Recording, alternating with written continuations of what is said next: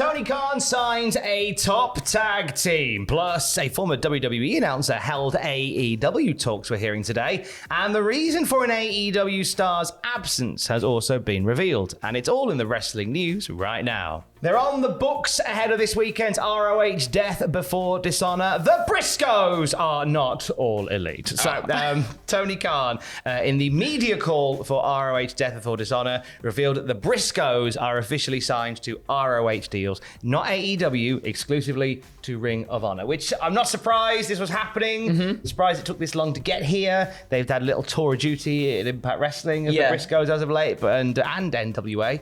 But I feel like this is... ROH will become once again their permanent exclusive home. Yeah, it feels like ROH is starting to get its footing a little bit now, sort of differentiate itself from AEW as well. Like it feels like we're starting to define it as its own separate entity again, which is a good thing, I think. And it needs to be. It needs to be treated as such. Briscoes will challenge FTR for those world tag titles at Death Before Dishonor on Saturday night. Now, other key points that came from the media call, as well as the signing of the Briscoes, Tony Khan talked about a potential Warner Brothers Discovery TV deal. He says that this week he's been getting Warner Brothers Discovery up to speed with what ROH is all about. Yeah. He's fairly optimistic that some telly could come from that as well. He's teased ROH tapings at Universal Studios, among other venues of that size, but wants to run bigger arenas for when they get to pay-per-views. I quite like that. I like the idea of the smaller Ring of Honor tapings. Like it feels very Ring of Honor, doesn't it, when it's in a more smaller arena. Yeah, and I think it differentiates it from other products when you've got a more intimate venue like that. Definitely. I think it works for ROH. Now, the All Atlantic title may make an appearance on Ring of Honor. Tony Khan has teased, since this is kind of the littlest hobo belt of AEW. Pac chucked it over his shoulder and gone, maybe tomorrow I'll want to settle down. Until tomorrow, I'll just keep moving on. And his little what they call the little bindle. The bindle with a stick with a blanket on the end. He keeps it in there as he travels around the world defending it. What a TV series that would be. Make that like Studio Ghibli style animation. Yes. Of Pac fighting for the title around the world. That'd be amazing. Now that may appear on Ring of Honor TV, but there won't be any hybrid titles between ROH and AEW. I think whilst they have been keen to promote Ring of Honor on AEW, we may start to see, as you say, the two become more separated. Which I think is a good thing. It needs to be the case, I think, just so you've got the... So there's not as much cross-pollination. Khan believes that a working relationship between Ring of Honor and New Japan is possible. Which I think we've seen in the past before as well. Yeah, we saw it a little bit at Forbidden Door and stuff, didn't we? So I think that will continue. He also says that Colt Cabana was involved at Supercard of Honor, and he's going to be involved this weekend in some capacity. Now, no match has been announced for Colt Cabana.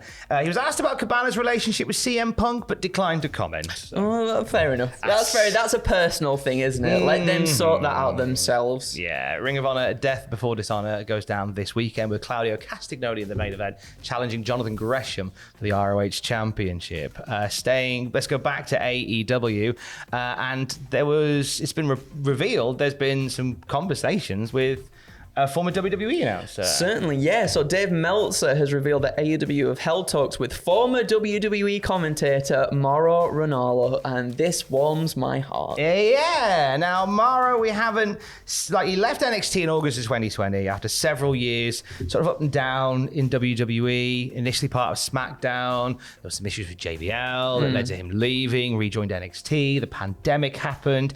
You could tell that there was an issue with because for a while the commentary was done via Zoom or like an ISDN line, and you could tell there was a bit of a disconnect there, and it led to Mauro eventually leaving in August 2020. He popped up to do Rich Swann and Kenny Omega's Impact title match, which I thought was lovely to hear him again. But he's such a divisive commentator, is Mauro, because he's so all in terms of his personality, and I can relate to this. He's so all in terms of his personality that you're either going to love him or you're just going to hate him. Like, I love him so much because I think he adds so much to the action that's going on the ring. Like, I remember getting back into wrestling and watching NXT, and he was one of the main reasons that I was excited again about wrestling, because he'd call it with such energy, and every move he'd call it, and like that would get my mind working again as to what move is what. I thought he was really good at just explaining what is happening in the ring and maybe why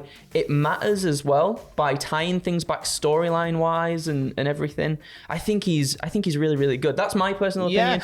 I have always loved him. I've always thought he was great, but I totally get why people don't. And again, it's something I draw comparisons with because he is a lot, right? Yeah. He is unapologetically enthusiastic. And I love that when you have somebody doing what they do and they are unapologetically enthusiastic. I think sometimes I get labeled as like too much and cringe and stuff because I'm very enthusiastic about it. But I feel like you've kind of got to be all yourself or what's the point? Yeah, exactly. But forever, I've always been told to sort of pare back. And I feel like Mauro will forever be told like to pare back a little bit throughout his career. Not that I don't think he should. I think he's amazing. Absolutely. But I can see. What I'm saying is, if you go in the comments, you will see. Of course, he's amazing. Yeah. Can't believe they didn't hire him. And you'll see waste of space, worst commentator ever. You will see that divide all the way down there. You will. You absolutely will. From a commentator being added to a belt being added. Let's jump to the National Wrestling Alliance for a minute, where Mike Johnson of PW Insider has revealed that NWA are planning to launch a women's television championship. This comes off the back of the announcement that the United States tag titles are making a return to the NWA. Plans reportedly are, once the belt has been made, because it's not been made yet, once they make it, Allysin Kay could potentially be the one that gets the belt, making her the first Triple Crown women's champion in NWA history. Really cool. And using it as a device to really push Allysin Kay. I think Allysin Kay is great. Yeah, she's good. Like, I don't dip my toe often into the NWA products, maybe as much as I should. You definitely know a lot more about it than I do, but I have seen Allysin Kay in action, and she's phenomenal. She's very, very She's good. very, and very I'd like good. to see her do something with that as well. Definitely. But the United States tag titles will be a part of NWA 74 as they make a return. Nick Aldis won't be, though. So PW Insider have reported that the title match for the main event of 74 has changed. It was going to be Trevor Murdoch versus Nick Aldis, because Aldis earned that match last week. It will now be NWA TV champion Tyrus, the former Brodus Clay, getting a shot at Trevor Murdoch. So the president of NWA, Billy Corgan, announced the change during an appearance on Busted Open Radio, saying that Corgan was complaining about Aldis's politicking behind the scenes. And, quote, no one is unhappier than Aldis. There is some truth to what Corgan claims, says PW Insider. The two sides not currently getting along near the level they used to be in the past. Sources are stating that there is heat backstage between Aldis and Corgan. And this was something that Billy was putting over during Busted Open Radio. Yeah. So obviously, you know, the fact that he's being so open and talking about it in the way that he is, we kind of asked the question as to, you know, how much of this is on the level, how much of this is real? Is it a little bit of art imitating life? Is it? That's a difficult one, because knowing Billy Corgan from the music industry and knowing him a lot for what he's done with the Smashing Pumpkins. He's a smashing pumpkin. He is very much outspoken. Like, he won't hold anything back, and he's very. He knows his beliefs, and he will push them very much so. And I think if someone is trying to, combat his opinions, he will put them on you. He will let you know what his opinions very much are. Yeah, that's kind of how he rolls. Yeah, definitely.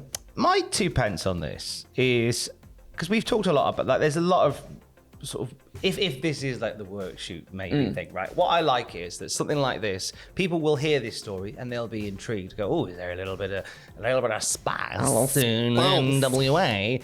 I might see what happens, and then what will happen is they'll discover the show, and actually they'll really enjoy it.